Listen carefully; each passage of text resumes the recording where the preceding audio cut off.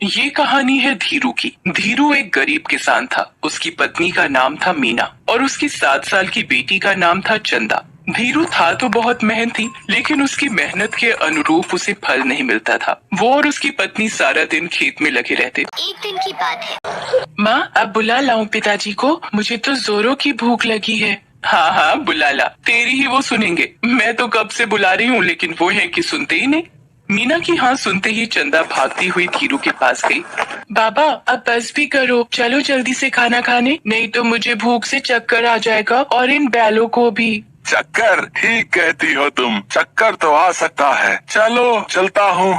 धीरू ने बैलों को एक पेड़ के नीचे बांधा, उन्हें खाने को दिया, फिर वो भी उसी पेड़ के पास अपनी पत्नी और बेटी के साथ खाना खाने के लिए बैठ गया। मीना ने खाना निकाला, फिर वो सभी खाना खाने लगे। भगवान से यही प्रार्थना है कि इस बार ठीक से बारिश हो, नहीं तो बहुत दिक्कत हो जाएगी। पिछले साल की सारी मेहनत ठीक से बारिश न होने के कारण बर्बाद हो गई थी। बस इस बार ऐसा ना हो। वो बातें कर ही रहे थे कि चंदा ने कहा, बाबा मेरा खाना तो हो गया, मैं लेकर जाऊं बैलों को खेतों में?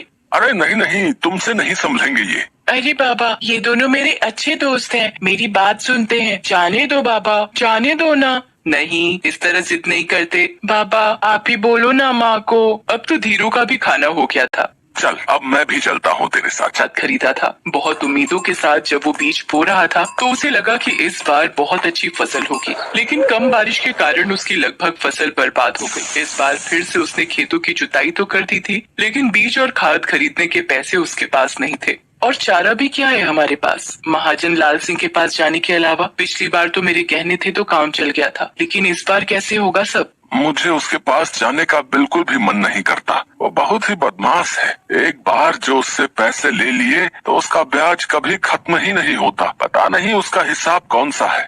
पूरी रात धीरू को नींद नहीं आई। उसे समझ नहीं आ रहा था कि पैसों का इंतजाम कैसे होगा। लाल सिंह के पास से पैसे तो तुरंत मिल जाते, लेकिन उसके कई दोस्त उसके चंगुल में आकर अपनी जमीन तक गंवा चुके थे। समझ नहीं आ रहा क्या करूं, कहां से लाऊं पैसे। अगर पैसे नहीं जुगाड़ हुए तो खेती कैसे करूंगा। रात से सुबह हो गई, लेकिन धीरू के सवालों का जवाब नहीं मिला। अब बिना बीज और बिना खाद खेती तो संभव नहीं। ना चाहते हुए भी धीरू को मन मार कर महाजन लाल सिंह के पास जाना ही पड़ा। अरे आओ आओ धीरू भाई, कहो कैसे आना हुआ। वो कुछ पैसों की जरूरत थी, बीज और खाद के लिए। अरे इसमें हिचकने की क्या बात है, हम तो बैठे ही हैं जरूरतमंदों की सेवा के लिए, समाज सेवा के लिए। पता है धीरू, ये जीना भी कोई जीना है। अगर आप किसी की मदद नहीं करें तो मैं तो भगवान का लाख लाख शुक्रिया अदा करता हूँ कि उन्होंने मुझ जैसे इंसान को तुम लोगों की सेवा के लिए चुना है। लाल सिंह की बात को सुनकर धीरू को गुस्सा तो बहुत आ रहा था, क्योंकि पूरे गांव को उसकी असलियत पता थी। फिर भी वो चुपचाप उसकी बात सुन रहा था, क्योंकि इस समय वही उसकी मदद कर सकता था। अरे क्या सोच रहे हो? कुछ नहीं। कितने पैसे चाहिए? 10,000। अरे 10 ले, 20 ले, 50 ले, लेकिन तुझे तो पता है ना, ब्याज 20% से कम नहीं लगेगा। धीरू ने उससे पैसे लिए और वहाँ से निकल गया। रास्ते में वो ये सोचते जा रहा था, बेईमान कहीं का, 20% ब्याज लेता है और कहता है समाज सेवा कर रहा हूँ। दुख की बात ये है कि ऐसे लोगों की ही भगवान मदद करता है और हम जैसे लोग दर दर की ठोकरें खाते हैं। इस बीच धीरू बीज खाद सब ले आता है। ईश्वर की कृपा से बारिश भी अच्छी होती है। कुछ महीनों बाद ही उसकी फसलें लहलहा उठती हैं।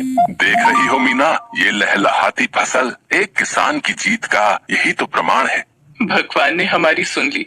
मीना, इस बार चंदा के लिए नए कपड़े और वो जो गुड़िया हम देख कर आए थे ना शहर की मार्केट में। कौन सी? अरे वो लाल वाली। हाँ याद आया। वो इसके लिए ले आएंगे। कितनी खुश हो जाएगी ना हमारी चंदा। धीरू बार बार ये बात दोहरा रहा था। तभी उसे मीना ने जगाया। अरे ये सुबह सुबह आप क्या बड़बड़ा रहे हैं? क्या ले आएंगे? धीरू ये सारी बातें सपने में देख रहा था। हालांकि उसने बीज वगैरह बो दिए थे। थोड़ी बारिश भी हुई थी, इसलिए ज्यादा परेशानी नहीं हुई, लेकिन फिर तो जैसे बादल रूठ ही गए। पूरे गांव के किसान एक बार फिर से परेशान हो गए। अगर ठीक से बारिश नहीं होगी तो फसल तो मर जाएंगे। यही ख्याल सबके जहन में आ रहा था। दिन बीतते जा रहे थे, लेकिन बारिश का नामो निशान नहीं था। आखिरकार वही हुआ जिसका डर था। इस साल भी बादल थोड़ा ही बरस कर रह गए। इस साल भी उतनी बारिश नहीं हुई जितने की जरूरत थी। बारिश के अभाव में किसानों की सारी मेहनत बर्बाद हो गई। लेकिन इन सब बातों की फिक्र लाल सिंह को कहा। वो गांव वालों से अपने पैसे के तगादे में निकल पड़ा। हरिया, अरे हरिया, कहाँ कहाँ मर गया रे? हरिया ने दरवाजा खोला। उसे देखकर लाल सिंह गुस्से में आग बबूला हो गया। अबे मर गया था क्या है? भला इतनी देर लगती है दरवाजा खोलने में? चल मेरे पैसे निकाल। पैसे तो अभी नहीं है, आपको पता है ना इस बार भी बारिश नहीं हुई, खेतों में फसलें मर गई हैं। तू भी जाकर मर जा, लेकिन मेरे पैसे देकर। कहाँ से लाऊं मैं पैसे? मैं पागल वागल हो गया है क्या? मैं कैसे बताऊं कहाँ से लाएगा पैसे? चोरी कर, डाका डाल, या नहीं तो अपना खेत कर मेरे नाम। चल।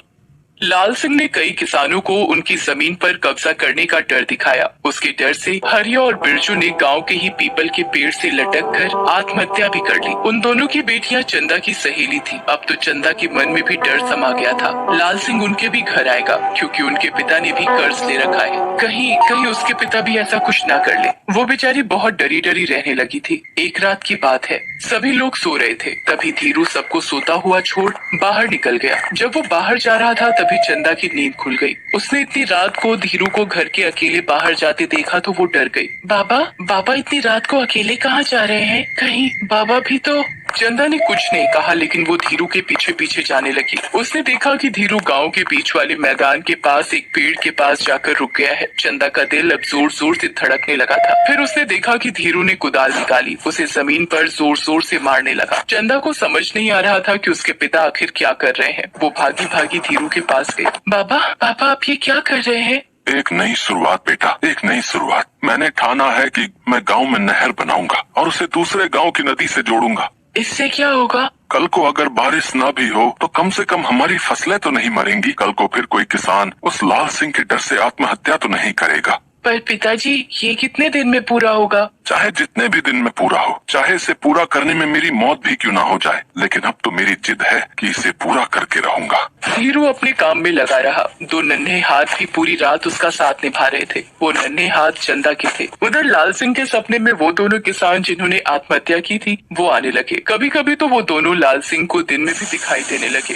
अरे वो देखो, हरिया और बिरजू फिर आ गए। अरे फिर आ गए हैं। अरे जाओ जाओ यहाँ से जाओ। लाल सिंह की ये हरकतें बढ़ती जा रही थी।